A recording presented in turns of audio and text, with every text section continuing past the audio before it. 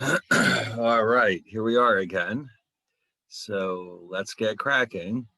And so here's what we have to do. We start basically just kind of started chapter 5, our discussion about gross domestic product. So let's get back to that.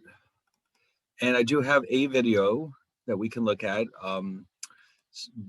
Sometime along the way. I've forgotten exactly when, but here we go. All right. So hold on one second.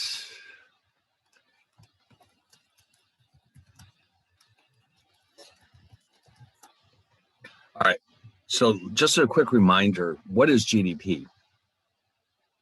All right, GDP stands for gross domestic product, and it represents the dollar value of the output of all the goods and services in the economy produced during a given year. And as GDP grows, national wealth grows, and so do the standards of living for the citizens of a country, which is why this is so important, why this is taken so seriously, because the faster GDP grows, the more affluent we all become, and the higher our standards of living. Now, we did mention that the business cycle, as you hear about it discussed in the media, is simply a reference to the ups and downs and the growth of the GDP. Like right now, for example, GDP is growing fairly slowly, but that's, of course, because of the COVID. Before the COVID came along, the economy was absolutely booming. We're in the middle of a massive, massive expansion, and then it kind of got sidetracked by the COVID, but it's apparently coming back, and the economy should be pretty strong again. Um, let's say maybe later this year, hopefully, or maybe earlier next year, but it's coming back. Let's put it that way. We also discussed the different components of GDP. We know that, for example, we're only supposed to count final goods in GDP. We avoid counting intermediate goods to avoid the problem of double counting. Like the classic example, it's so simple because we all know what wheat is. Wheat is purchased by a baker to produce bread, which we then sell to consumers. So in the GDP accounts, we would count the value of the bread, but not the wheat in GDP, because otherwise we'd be counting the value of the wheat twice. So the point here is that we only want to capture final goods, in other words, the goods that you and I as consumers are actually buying. All right. What else did we notice? Only newly produced products. Okay. So in other words, GDP for 2021 will only include things that were actually built in 2021, not when they were sold, but when they were actually built. And of course, anytime we buy or sell used products, they would never get counted because they were produced in previous years. All right. Now, of course, we also talked about the difference between GDP and GNP. GDP means we're looking at things that are produced within the borders of a country, regardless of the citizenship of those producers. And GNP is just looking at the products that are produced by the citizens of a country, regardless of their location. All right, so just a quick couple of examples here. We looked at this earlier, but let's go through it again. If cars are being produced by Ford and its factories in the United Kingdom, then whatever the value of those cars is, we will want to include it in our GNP because remember, this only captures what's being produced by American citizens or American companies, but not GDP because the cars were built in a foreign country. On the other hand, what about Japanese cars being built in the United States? They would get counted in our GDP because they're being built in the United States, but not GNP because it's a Japanese company, of course. All right, so the two of them are very closely related to each other. The thing that really separates them out is the so-called net factor income receipts, which basically refer to wages from labor, interest from capital, rent from land, and profits from entrepreneurship. So, of course, sometimes Americans work in foreign countries. They may invest capital in foreign countries, they may own land in foreign countries, and they may run businesses in foreign countries. All of that represents wealth that's generated outside of the United States. No, it's very small. It's at most 1%. For the US, it's a very small difference. Mainly countries that have a lot of foreign debt are the ones where the difference can be very significant.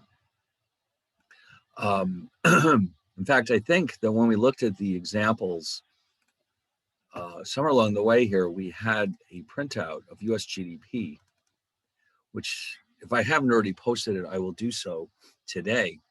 And we went through all these numbers. Oh, maybe that wasn't this group. All right, well, I'll tell you, we'll get the numbers and we'll figure it out maybe next time, the difference between the two. But I did it once before in another class, and the difference turned out to be slightly over 1% for 2020.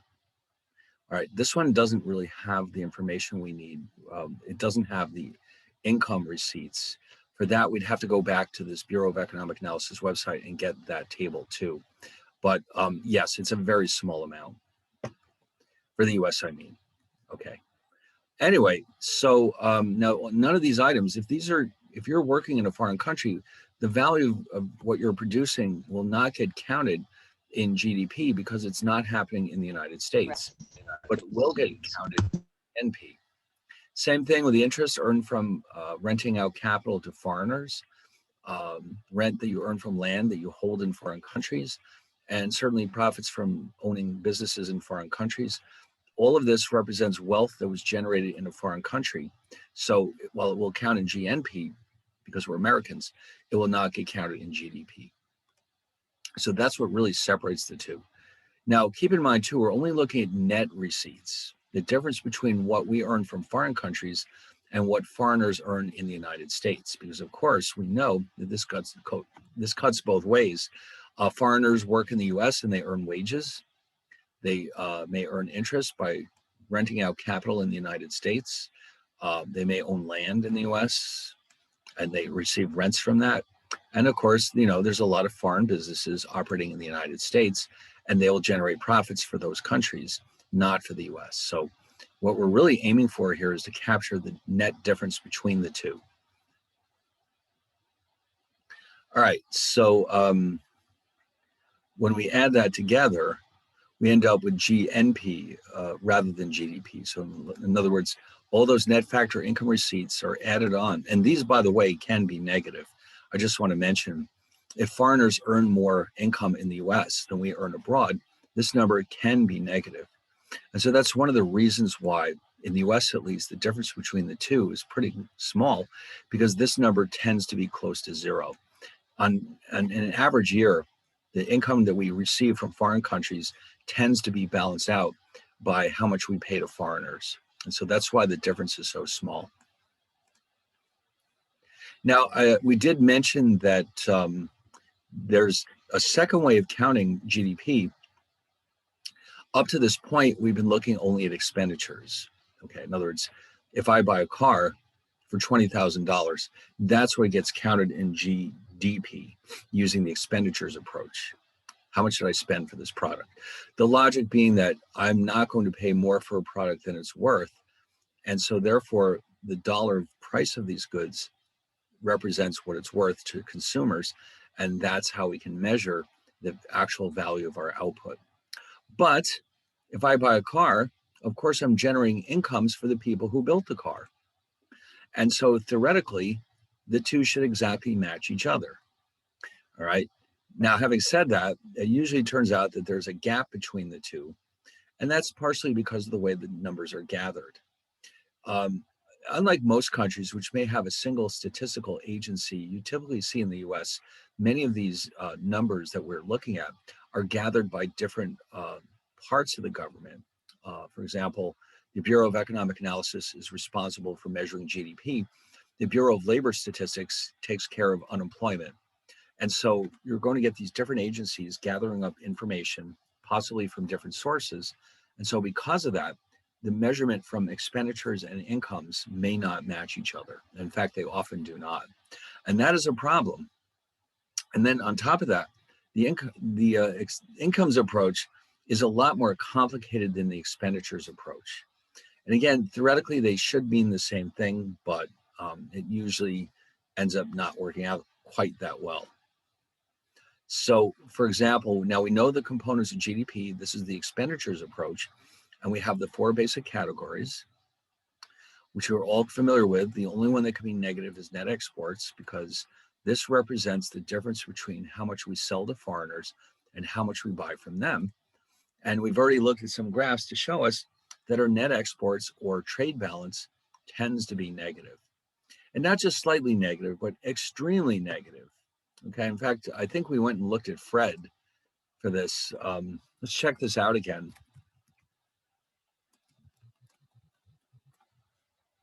Let's take a look at what Fred has to say about this. Yeah, take a look. Remember, this black line is zero.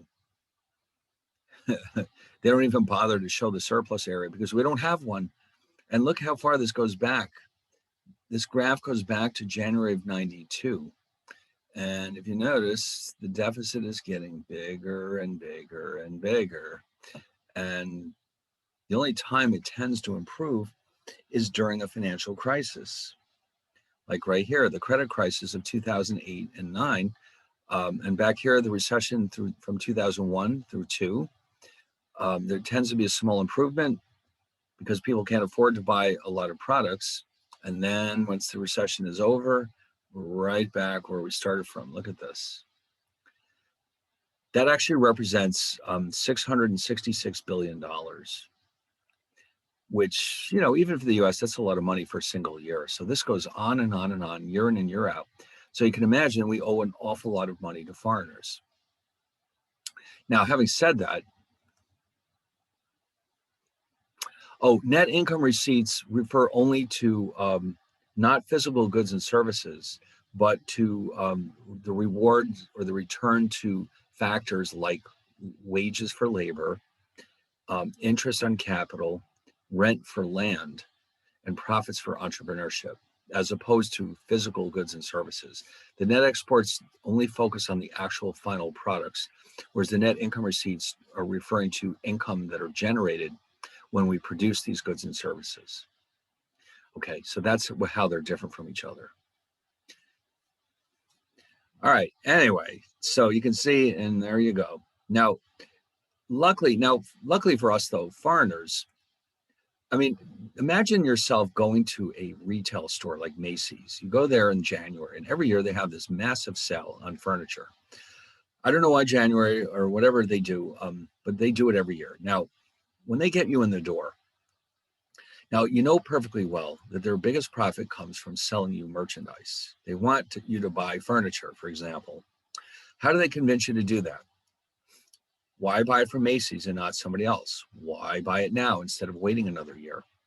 Because they'll give you really cheap credit to buy their products, knowing that they won't make any money from lending you the money for the merchandise, but because it'll stimulate sales of their furniture. Now, in a way, the same thing is happening here because all these foreign governments are in effect enabling us to buy this merchandise really cheaply and then paying for it with very little interest, because the central banks of these countries are hanging on to literally trillions of dollars worth of US Treasury securities, which represent the debts of the United States to these countries.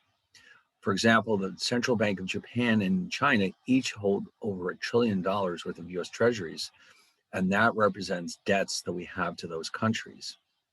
But you know that those treasuries pay very, very little interest. So in effect, these countries are financing our purchases of these products with preposterously low rates of interest to stimulate sales.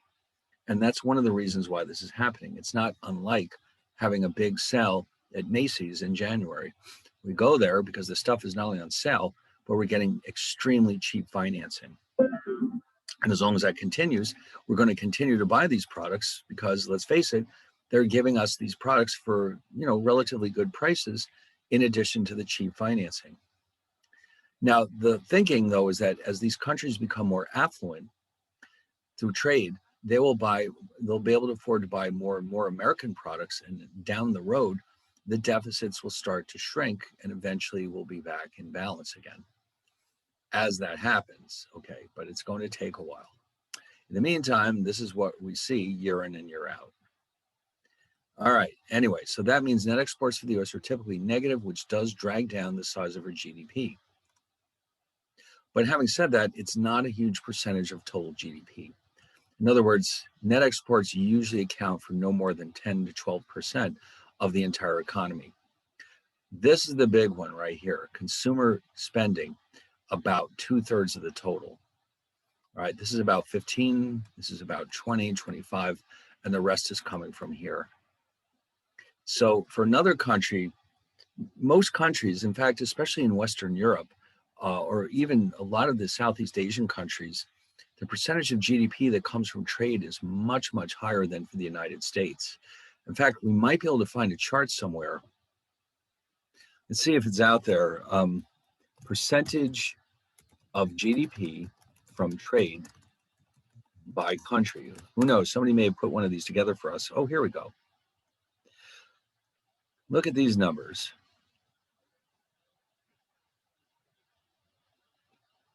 We want to focus our attention on,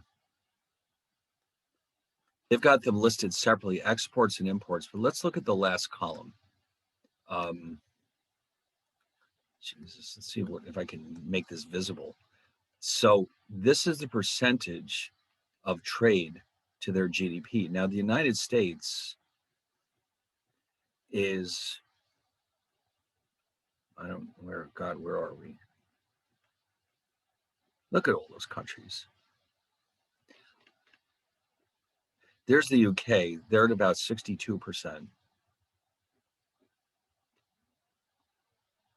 God, where are we?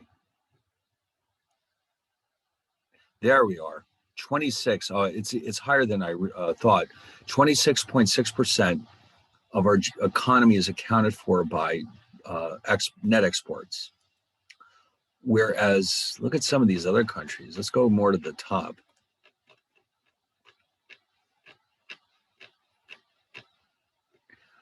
You got some of these countries with the total is more than 100%. But let's go to Western Europe for a second. Oh God, where are they? Let's say France. Well, there's the UK, 62.4%. There's France, 62.9%. How about Germany? Where are they?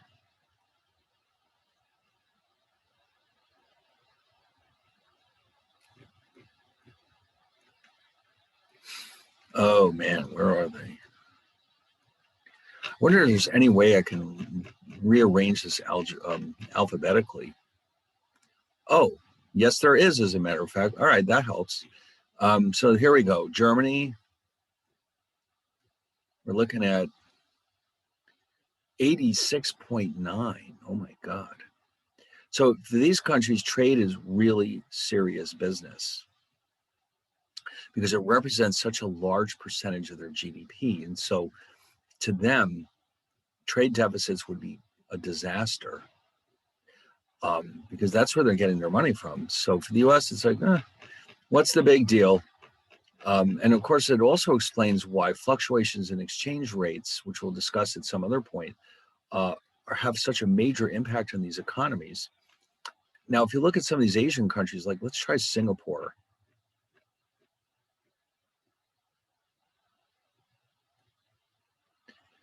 Now, how's this possible? Here's why, because what they'll do is a lot of their output, you know that Singapore is like a small island basically, or it's actually not an island, but it's at the tip of a what is it? When a piece of land sticks out in the water like that, it's called a peninsula. Archipelago. Peninsula, that's it. I couldn't come up with the word. There's sort of the south tip of the Malay Peninsula. In fact, why don't we get a map of Singapore?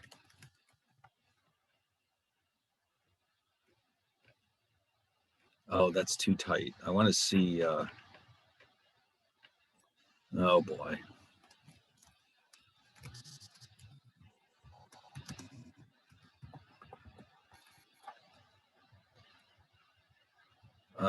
Man, you think I could come up with a nice. Oh, here it is. Here it is.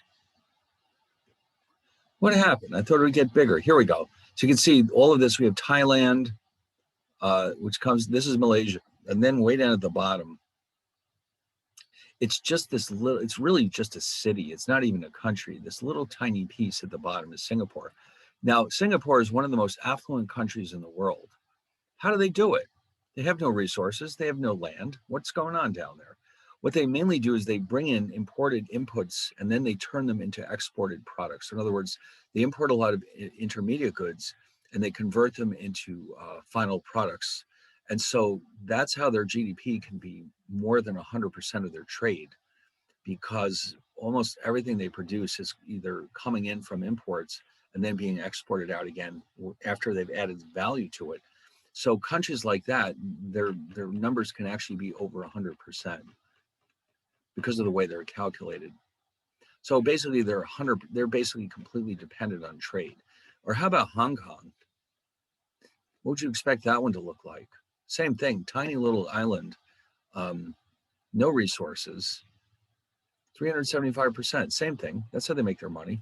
And they do a lot of services too, like banking and insurance. That's another reason why it looks like this. Japan probably is the same. Oh no, 31. Oh, that's surprising.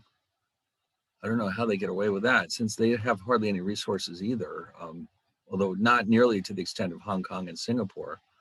But anyway, so for the US, we're pretty much at the bottom of this list because the US is largely self-sufficient. Okay, largely self-sufficient. We don't have to trade at all. We could get along just fine without any trade. It's just that things would be more expensive for us. But for most of these countries, it doesn't work that way. They absolutely depend on trade. Without trade, they would be extremely poor. All right, anyway, so enough of that fun stuff. Let's get back. Now we've all had a geography lesson. So Thailand, Malaysia, Kuala Lumpur, I believe, is an independent country, and then Singapore. No, actually, that's not right. It's part of Malaysia. Okay, and then Singapore is an independent country. All right, so let's get back to it. We know that goods goods and services. We have goods which are either durable or non-durable. We have services. Let's see, what else do we go over? Investment has three components: residential investment, which is new housing; non-residential means business investment spending on products that are designed to make consumer goods and services; and then finally, when we build products but we haven't sold them yet, it's called a change in private inventories. Okay, that way we can ensure that these products are being counted in the year in which they were built rather than the year in which they were sold. Okay, we have to be consistent, in other words, from one year to the next, and this is the way they do that.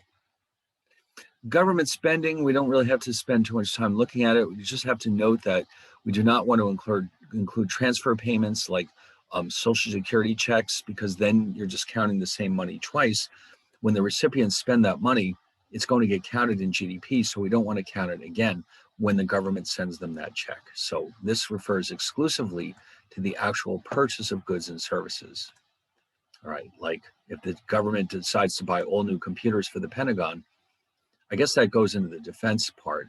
If they buy, let's say, new chairs for the Congress, let's say the chairs are getting worn out in the House of Representatives, and they decide to buy all new chairs, that would go into non-defense. Okay, and then state and local. Now, what else did we look at? Net exports, we've already seen. It's nothing but the difference between exports and imports. And this, again, is the only category that can be negative. And for the US, as we know, it often is negative.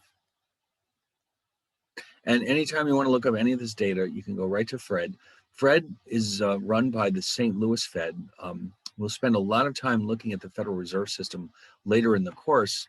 But I just want to mention here that there are actually 12 branches of the Fed scattered around the country, one of which is in New York City. And the one in St. Louis runs the FRED, which stands for Federal Reserve Economic Database. By the way, if you're interested, if you're ever in Philadelphia, the Philadelphia Fed has a really nice Museum of American Money, which, I mean, they have examples of coins and notes going all the way back to the Revolution. And it's really a fascinating little museum. And anybody who's in the neighborhood can just walk right in the door. Of course, you have to go through a lot of security, but you don't have to buy a ticket. You just walk right in and there it is. And I highly recommend it because you'll learn a lot and it's absolutely fascinating. Now, they may have a website here. We can look at the collection online. Let's just see if they do.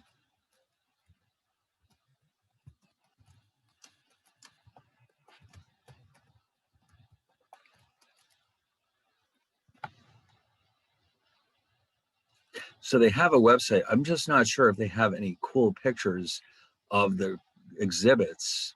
By the way, this enormous tube you're seeing here.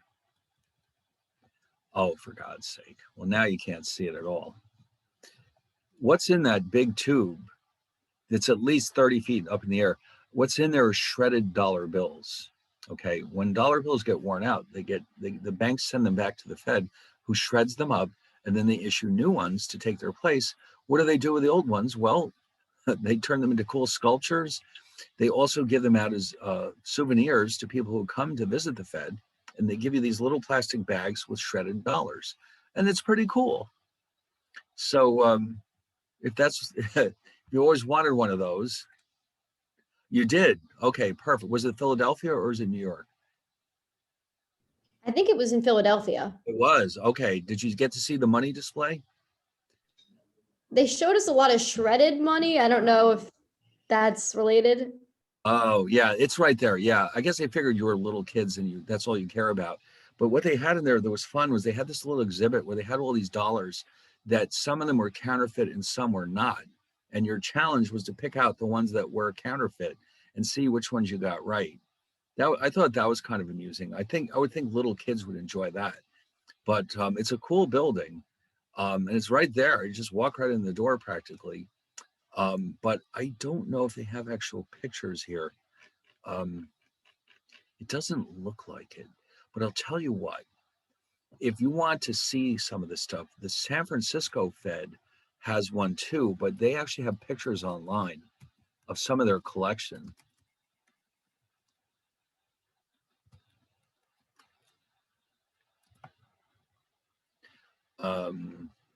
There it is, the American Currency Exhibit.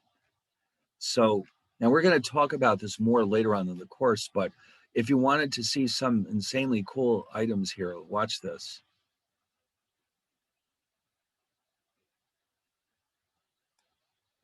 What does it say in there? In gold coin. This is $1,000 bill that was issued in the early 20th century. If you had one of these in your pocket, you would be able to walk into any bank and say, I would like you to give me $1,000 worth of gold, please. And they would have to give it to you. How cool. Oh, there it is, 1907. Now, how cool is that? And so if you're in San Francisco, you can go visit that museum. But these guys apparently were able to get all the stuff photographed so they could put it on the website. And so you don't even have to go to San Francisco. So I'll tell you what, I think as economics students, this is something you might be interested in. So it's, let me do this. Just in case this is something that you find super exciting and cool, I'm going to send you this link right now. Although, again, we'll discuss this later on in the course anyway. But since we're on the subject, what the heck? Look at how cool that is. Yes. All right, so there it is. If you're interested, it's just a website. It's just got all these wonderful pictures of their collection. And you'd be surprised by some of the things you're going to see. Really surprised. Anyway, so let's get back to what we were doing. So that was the San Francisco Fed. Like I said, there's 12 Federal Reserve banks scattered throughout the country. Each of them has something interesting about it that the others don't have. I think, did we talk about this last time? The New York Fed and the gold in the basement? Was that this class? I don't remember anymore. I don't think we talked about it. Oh, well, let's do that right now. The one thing that makes the New York Fed so incredibly unique is, watch this.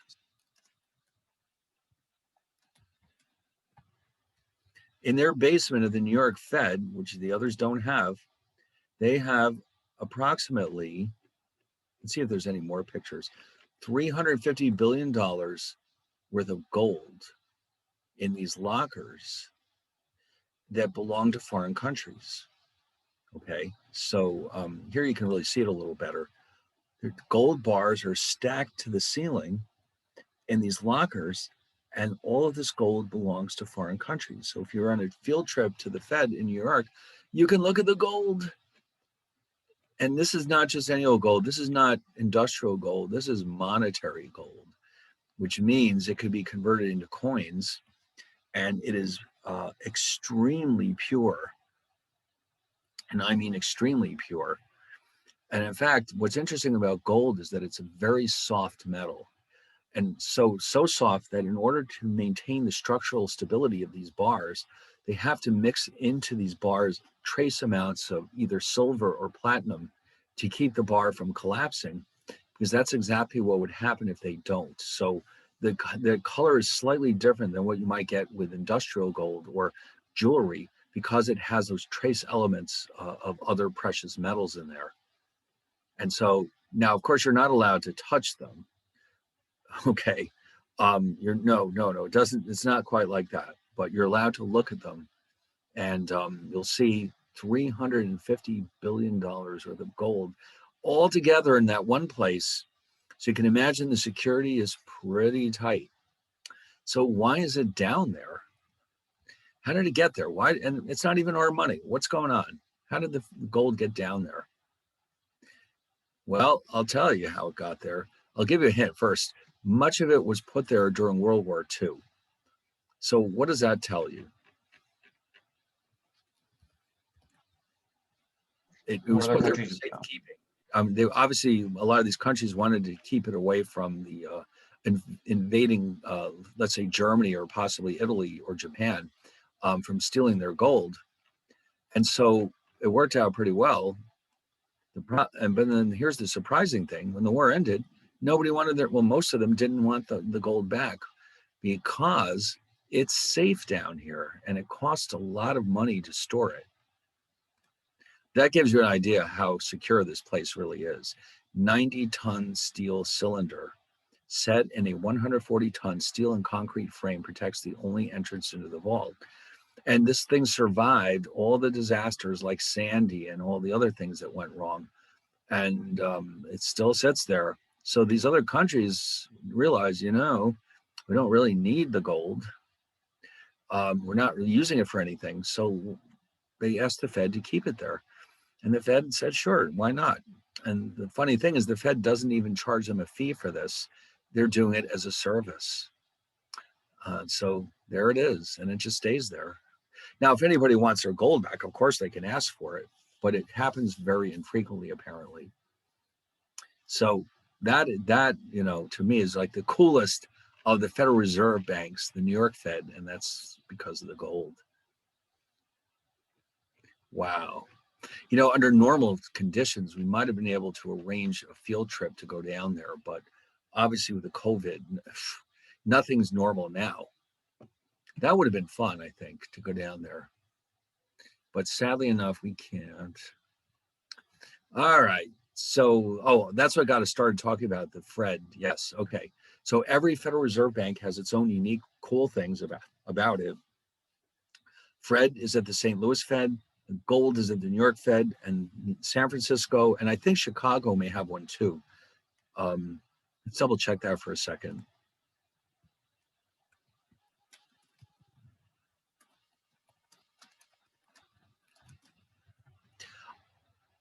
They have one. Okay. Oh my. And it says here, thought I saw the words virtual money museum. Oh, I thought they'd have more.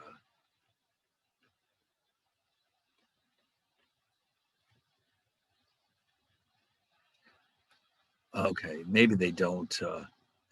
I thought they would have more pictures, but I'm sure it's cool.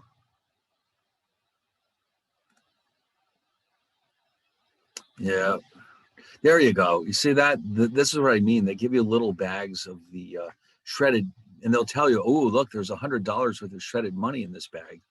which is worth exactly nothing, of course, because it's all shredded up. All right. So anyway, so you've got these museums at these different feds. Anyway, so this chart actually goes further back. This goes all the way back to the 60s.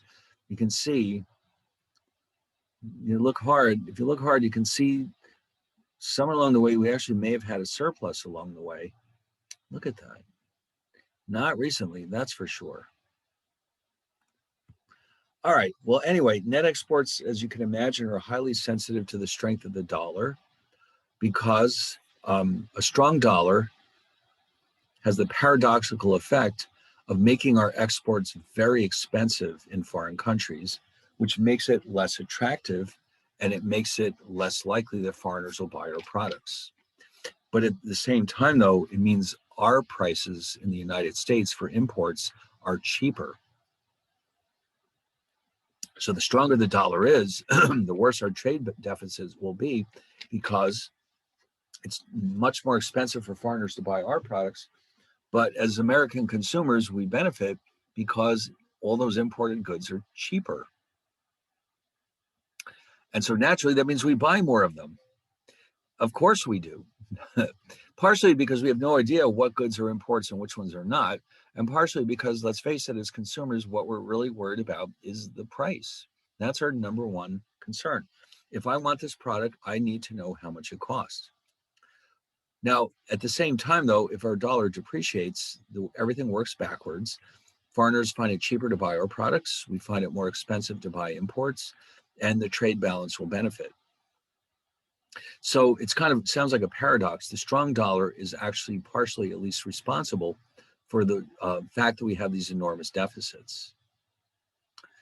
All right. So then we identified the GDP identity. We just bring these all together. And let's see, I think where we left off was we were about to just touch on the incomes approach. I don't want to spend too much time on this because, like I said, it's very complicated. And there's issues with it that, for that reason, most books tend to focus on the expenditures approach. In fact, anytime you read about GDP in the media, they're going to be talking about this approach. The other approach is very awkward. But let's just look at it anyway. How does this work? Now, of course, remember, we've already stated that there's 4 basic factors of production: labor, capital, land, and entrepreneurship. All of them have a specific return. Labor earns wages, capital earns interest, land earns rent, and entrepreneurship earns profits. So the incomes approach tries to capture these 4 items. Not what we're spending, but what we're earning from the production of those goods and services. Now, how can this be done? Now look at this thing. How complicated is that? Wages, interest, rent, profit. Of course, you figure that. But then we have to do, oh my God, look at all these other ways we have to adjust. Indirect taxes, less subsidies, depreciation. By the way, here's what I was mentioning before. Statistical discrepancy. What do you suppose that actually means?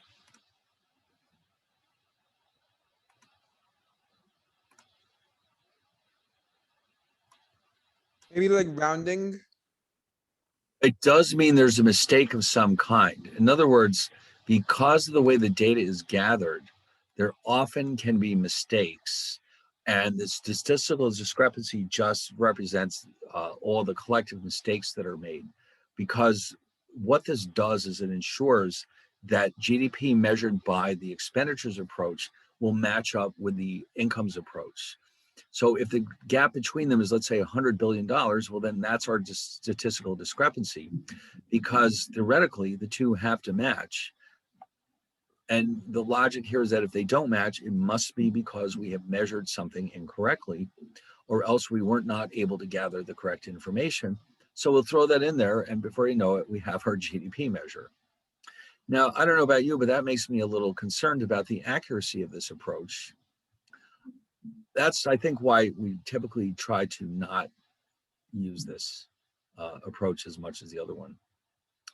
So by the way, you know what I completely forgot? Noah, don't you have you're the one who collects coins, aren't you? Yeah. So those Federal Reserve websites, you should be diving into them as soon as this class is over. You're going to see some astonishing things that even you didn't know existed.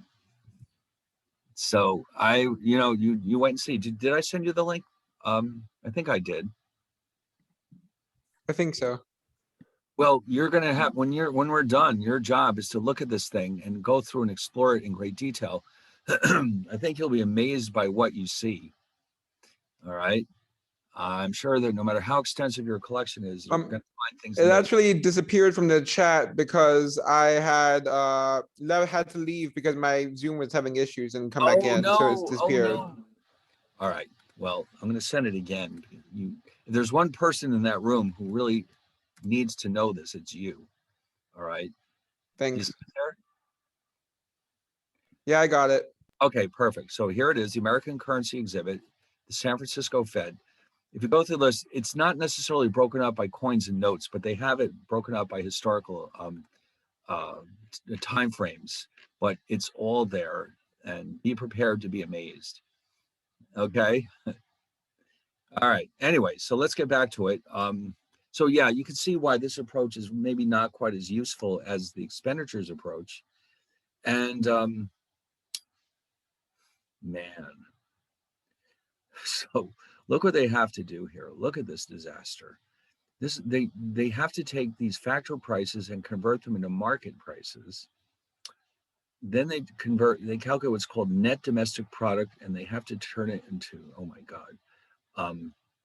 It's a mess. So is this usually more used just as a check on the expenditure? It could very well be used for that purpose, or also it may be that we're trying to find out if, for example, wages or profits are growing or something. We want to understand what proportion of the total is coming from these sources. There's things we could potentially do with this that we can't do with the other approach, but just in general, it just seems to me like this approach is such a headache that I'm not even sure why anybody would bother with it, because there's a lot of extra steps involved. The thing about the expenditures approach, which is beautiful, is that every one of those items that we have is being sold in a market. So we have market prices, and that's the great thing about it. Here, we don't necessarily have market prices. They could, we have costs that aren't necessarily for things that are traded in the marketplace. And so there's a lot of adjustments that have to be made, including taxes. A lot of information is being sort of muddied because of the fact that there's taxes when you buy or pay for these factors. And so that increases market prices above the factor costs, where subsidies from the government, which do exist. In fact, a lot of industries, especially agriculture, can be subsidized sometimes by the government. And so what's happening is it's driving a wedge between the money that's actually changing hands for these products or these items and how much they're actually worth in the marketplace. And so here, you're probably running into more trouble because you have to find out what these taxes are and how much they are. And you have to, sometimes you add them, sometimes you subtract them. And so let's just say it's a bit of a mess. And even then, when you're done, you're not likely to get the same numbers. And that's why we have that statistical discrepancy. And then to make things even worse, we have to estimate the depreciation. And that means the loss of value of equipment, especially capital equipment, over time due to usage. Now, what item do many of us own that suffers from depreciation? Car, maybe? The car, exactly. Every year the value goes down just because it's getting older. Now that's going to be a problem because a lot of capital equipment, at least, does suffer from depreciation. All the computers in your office, for example, or in a Starbucks, all those machines, all the blenders are being used round the clock and they're going to lose their value. So imagine the challenge of figuring out how much they're depreciating. That's going to be a major headache. because that reduces the value of this equipment. And so in order to come up with an estimated market price, we need to understand how much depreciation is taking place. So that's another area where this is not going to be very easy. And so once you've done that though, you're going to wind up theoretically with the same GDP, but man, look at all that work you had to go through. So after all the dust settles, this is what you've got. You've got this factor of costs. You've got that would be these four, plus the taxes, minus the subsidies, plus the depreciation. And I don't know, it just seems to me like that's a lot more trouble than it's worth. In fact, if you go to the BEA, remember we had that table here just before. I don't know if they even published the incomes approach. You know what, let's try to find out. Hold on one second. I'm not even sure. Bureau of Economic Analysis, GDP measured with the incomes approach. Let's see. Oh, I guess they officially do publish it. Oh, maybe not.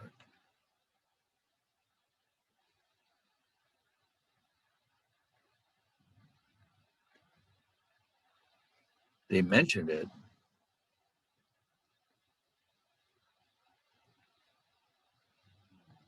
Let's look at the tables. By the way, BEA stands for Bureau of Economic Analysis. This is part of the Department of Commerce. And I'm looking to see if they have any tables that actually mention the incomes approach. I'm going to say probably not.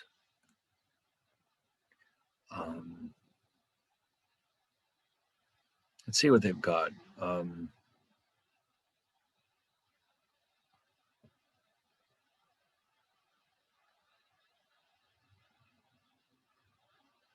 I don't see it. I think every single one of these is the expenditure approach. Yeah. Wow. What does that tell you?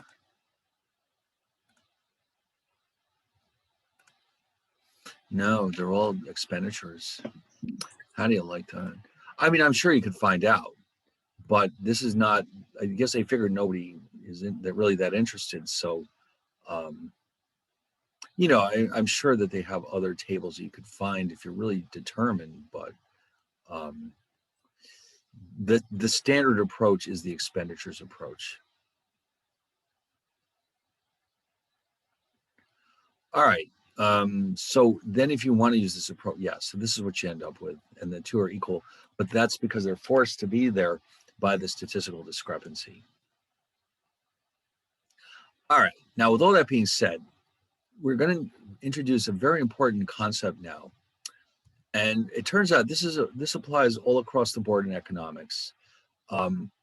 Many variables that we observe in the real world, like GDP, it makes sense to adjust them for the rate of inflation.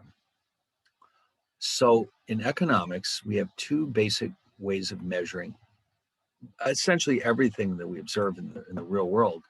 We have real variables and we have nominal variables.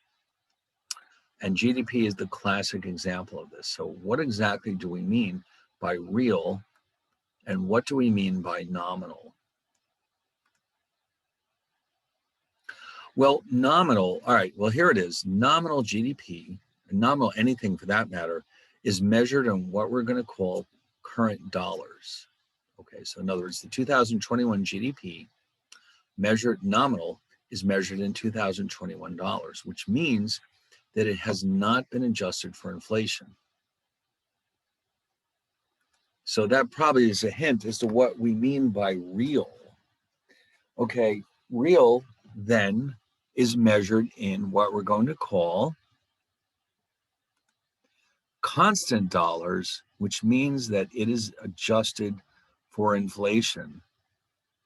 All right, so remember that from now on, real means something's been adjusted for inflation and nominal has not.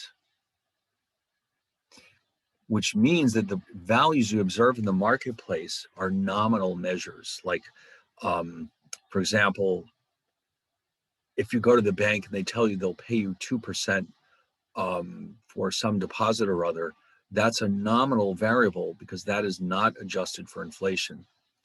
Or if you find out that the total value of everything we produced last year was let's say $2 trillion, that is also nominal because it was not adjusted for inflation.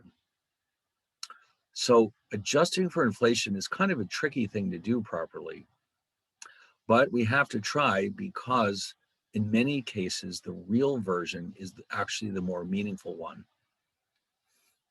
Yes, it is. And we'll see why in a few minutes.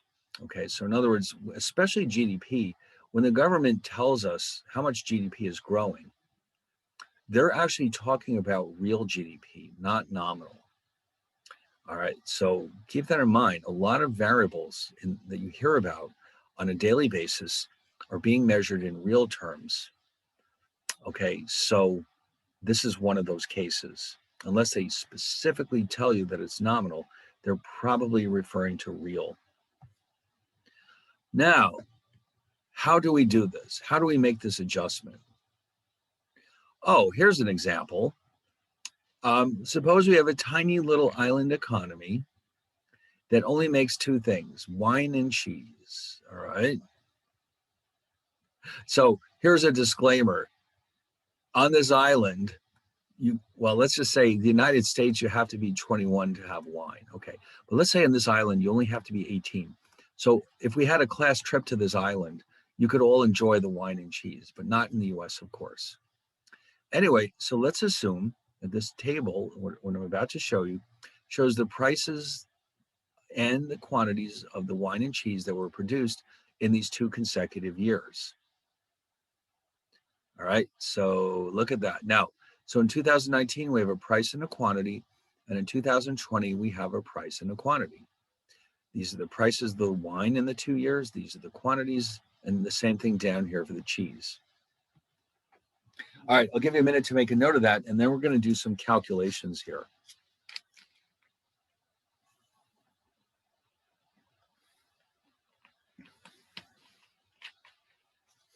In fact, what we should probably do is, try to actually derive the same numbers that we're about to look at with your calculator.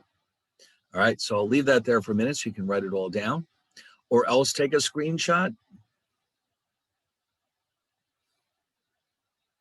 All right, we all know how to do that, right? I'm the only one who's behind the curve in the 8 ball, and as far as that goes, I bet. Yeah. All right, now, I assume that means you're done. I did not know you could put a thumbs up in these little boxes. How do you do that? It's like there's like a little reaction thing. It's next to record. It's like a thing that says reactions. You could do like a thumbs up, a clap, fun things like that.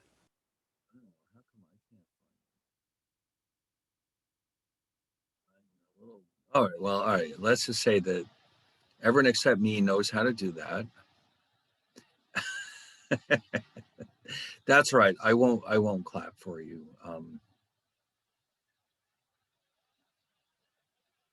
Interesting. It could potentially be very helpful. In fact, it could be a very good way of doing an unofficial poll, like thumbs up, thumbs down kind of stuff. Yeah. All right. Anyway, I figure you're all done by now. All right. So let's go on and see what this is all about. So we're going to calculate GDP, real and nominal, for both years. Now, in order to do this, we have to designate a year which will be defined as the so-called base year. It's the prices in the base year that will be used to determine the real GDP for future years. Think of it as like the benchmark for the prices that we will calculate. Now, in the, I've forgotten exactly what year they're using now. Let me just double check this for a second.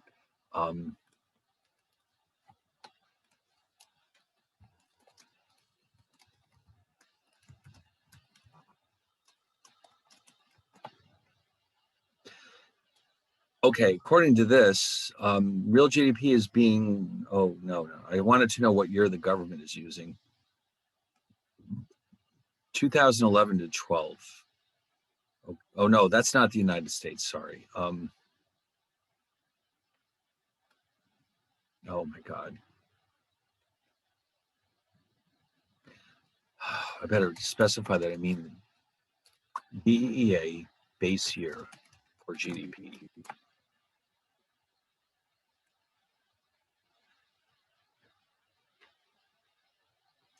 Oh boy. I thought this would be fast. Oh, no, see that's just it. That's not the United States, that's India.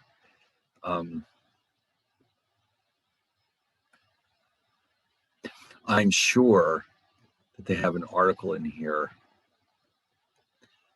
Man, I'm kind of disappointed that it's such a pain to find this. Oh, maybe it's right here.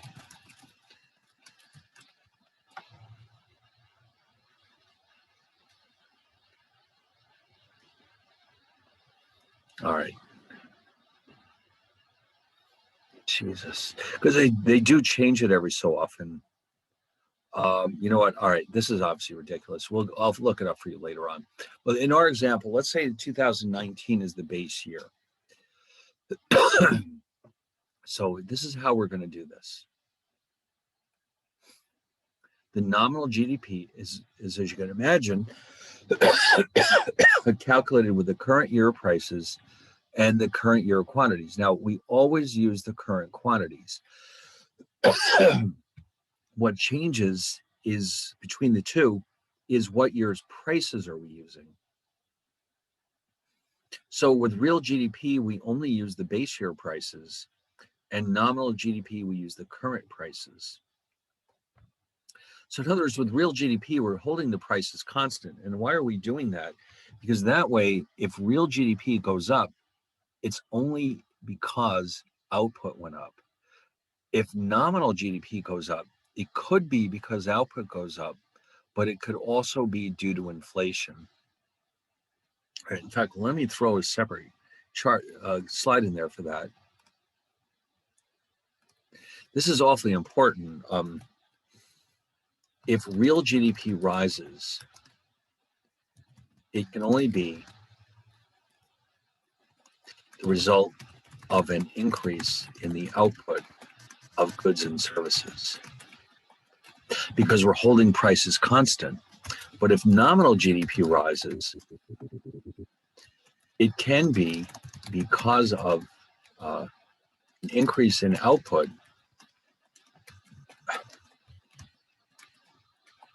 but also as a result of rising prices.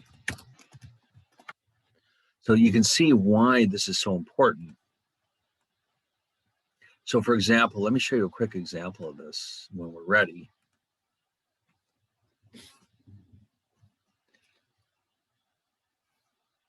Okay, are we ready to go on? I'm looking for Not yet. Not yet? All right, I'll give you a minute.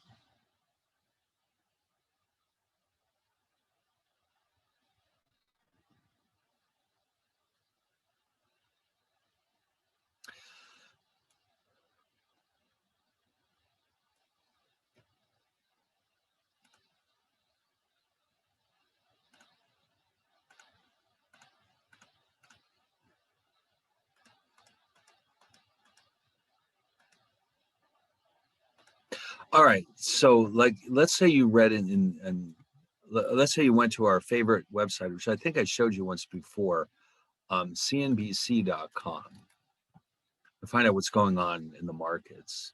And ooh, what's going on here?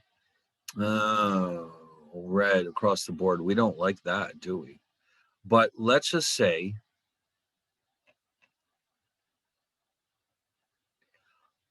you discovered, or you found out, that let's say in 2020,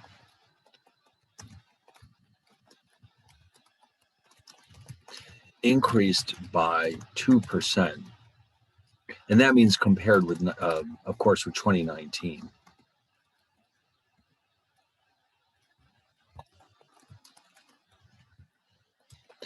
This means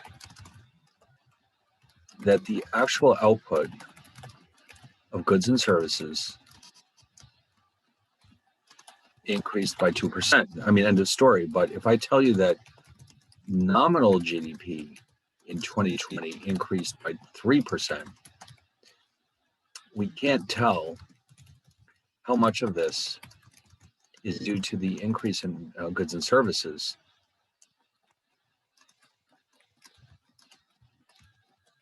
and how much is due to inflation. Now, you could figure it out, but when you hear that 3% number, it doesn't necessarily mean that output went up 3%. It could be, for example, that real output went up 2% and prices went up 1% or something like that. Or it could mean that prices just went up 3% and there was no increase in output. It could even mean that output went down 1% and prices went up by 4%. So you can see it's a very, it's not as important, it's not as useful to us to know that number as knowing real GDP growth. That tells me, did output go up? If so, then our standards of living must have gone up. All right. So that's why, in a case like this, at least, it's awfully important to make a distinction. When, oh, you know what? I'll tell you what happens with that base year. For the longest time, I remember that a long, long time ago, the base year was 1977. And then eventually it was switched to 1982. Now, the reason why that happens is because if let's say you're in the early mid 80s and your base year hasn't been changed in 10 years, the problem with that is that conditions can change over time.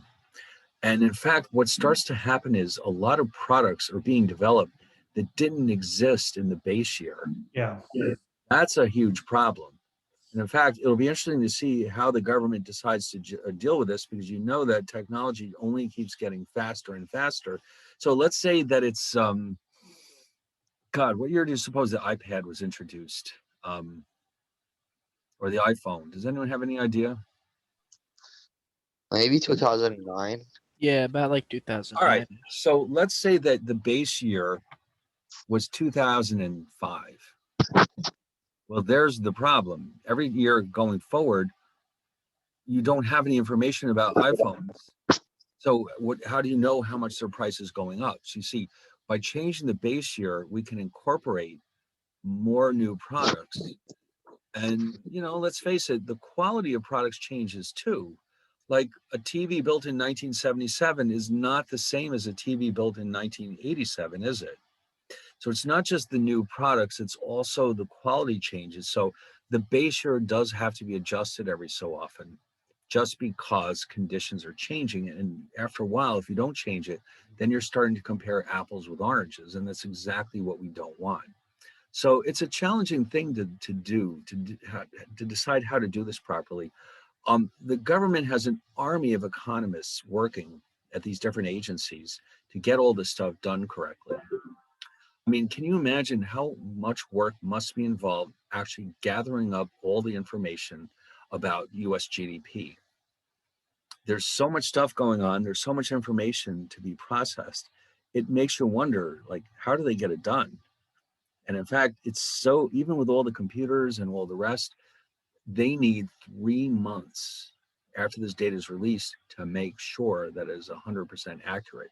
They need 3 months to update it, to adjust it, to correct mistakes before they're willing to say, this is it, this is the final number. 3 months, okay, because it is such a complex process. So the purpose of real GDP is so that we're comparing, to the extent that's possible, apples with apples when we look at the growth from one year to the next. We don't care, we don't want to incorporate prices, we only want to know, is output itself going up? Because if it is, our standards of living are also going up.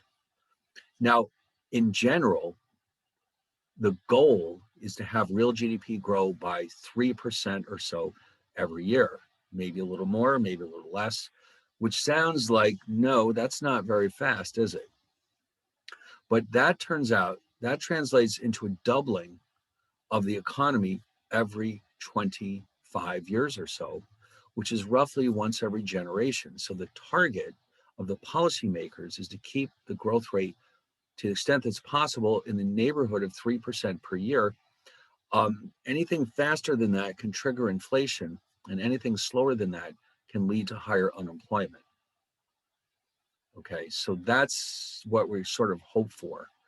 But remember, it's the real, it's not the nominal. The nominal can do anything.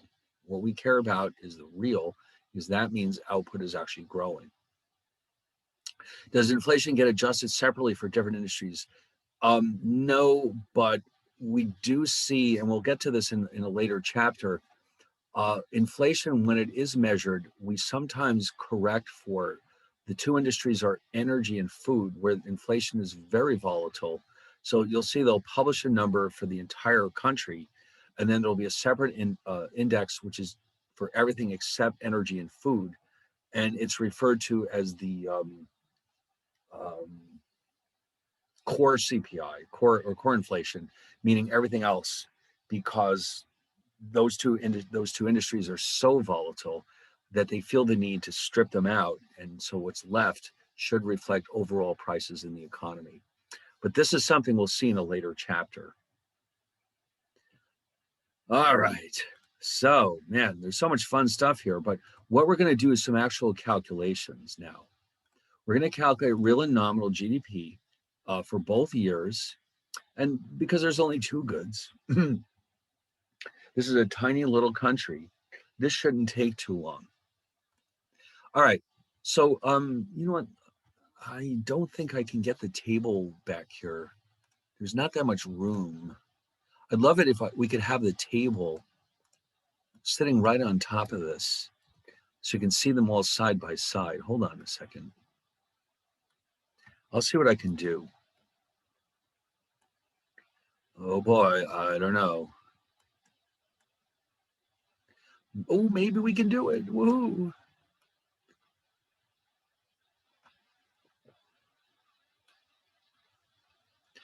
Okay, so I'd like you to be able to see the numbers. Now this is nominal GDP. So for 2019, what am I doing? I'm multiplying the price of the wine by the number of gallons. And that's here, 10 times 950. And then I'm multiplying the cheese price by the pounds. And that's here. And so that means the value of my output in 2019 is $11,750. Now for the 2020, the wine is selling for $11 a gallon with 1,000 gallons. And then the cheese is $6 a pound, and we produced 400 pounds. So in nominal terms, the economy grew from 11,750 to 13,400, which is a big increase. But does that mean necessarily that our standards of living went up? Not necessarily, okay? That's the problem. So let's do this again with real GDP. Let me grab this table so you can see what's different this time. Okay, I think we can make it fit.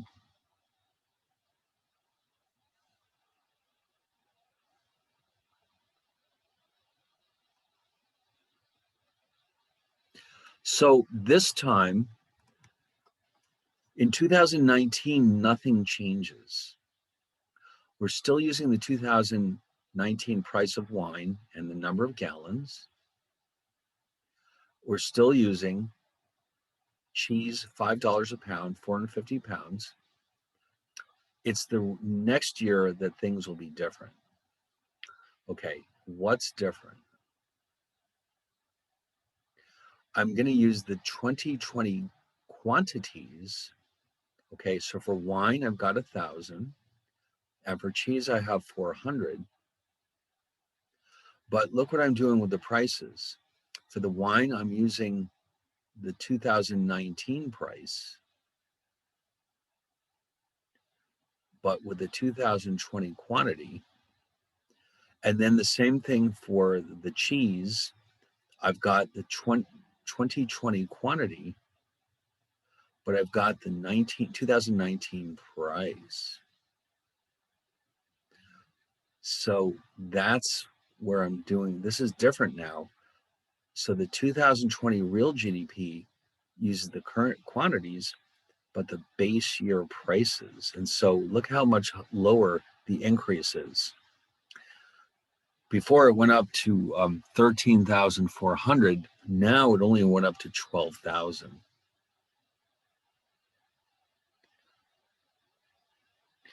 So let's take a look at some calculations now. So nominal, let's come back here for a second. Let's see how much nominal GDP went up.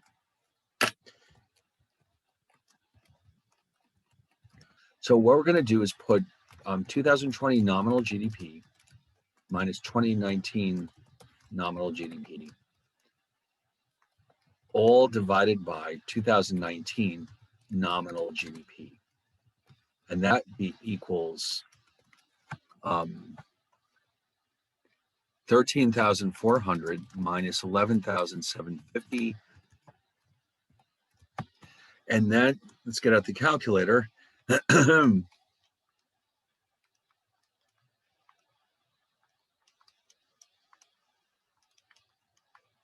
Wow, that's an increase of 14.04%, which sounds enormous, and it is, but it's very deceiving.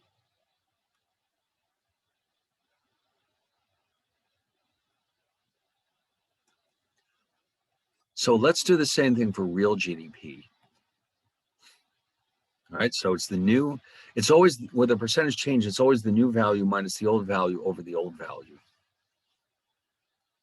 All right, so if you plug in the numbers, you get a growth rate in the nominal of about 14%. Now let's do the same thing for real. So I'm going to copy this. I'm going to save myself a little time here by, I'm just going to cheat a little bit. By just making a few changes here. The only thing that changed is the real in 2020. Okay. The key here is that real and nominal are the same in the base year. So what I need to do is replace this 13,400 with 12,000. So now you can see the change is going to be much, much, much smaller. Okay, so this is about, boy, this is not big at all, about 2.1%. Oh, that is so disappointing, 2.13, let's say. What a difference that made. Wow, that was a big difference. So let's summarize these real fast. Nominal GDP growth,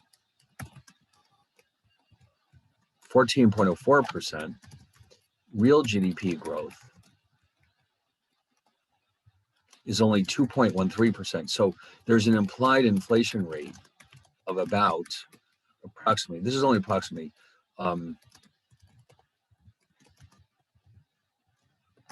the difference between the two could be considered more or less to be the rate of inflation, which is 11.91% in this case. So that means most of that increase in nominal GDP was due to inflation, not the output of goods and services. So that's, you can see why, if you're trying to measure the standards of living in this country, they went up a little bit, but certainly not 14%.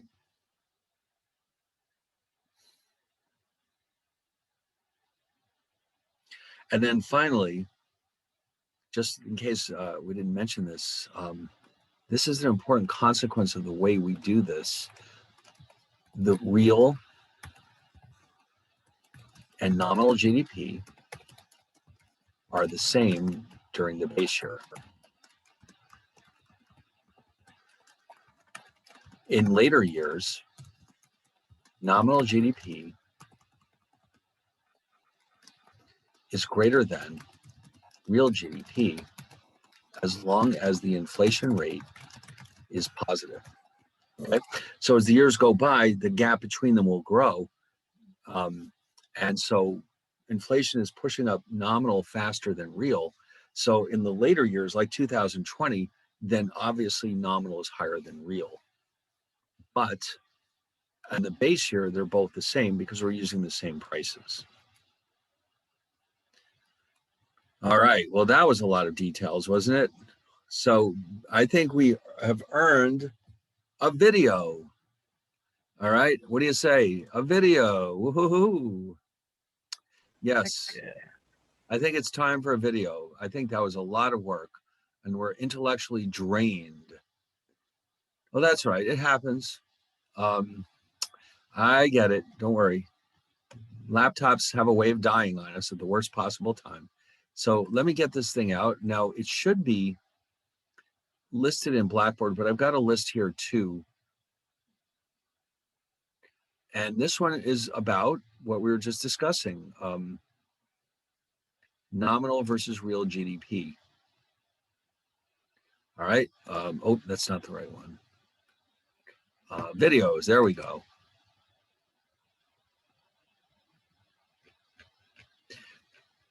There we go, beautiful. All right, as usual, I'll pop this into the chat room and then you can watch it on your own screen. I'll unfortunately have to turn off the screen sharing while this is going on. All right, so there it is. And so why don't we take a look at this thing?